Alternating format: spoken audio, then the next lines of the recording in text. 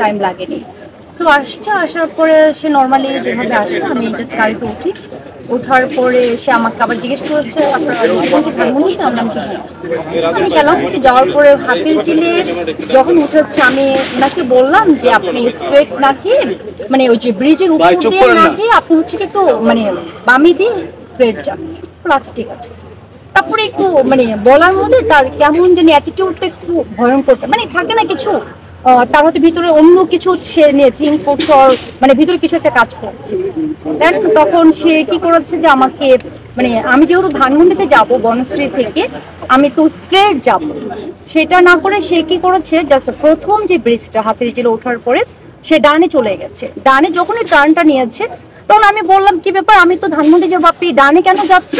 তখন সে আমাকে বললো আমি আপনার লোকেশনে নিয়ে যাচ্ছি। আমি বললাম আমার লোকেশন তো ডানে না, আমার লোকেশন তো স্ট্রেট। আর কালকে কিন্তু মঙ্গলবার ছিল, নর্মালি রাস্তাঘাট একদম ফাঁকা। তারপর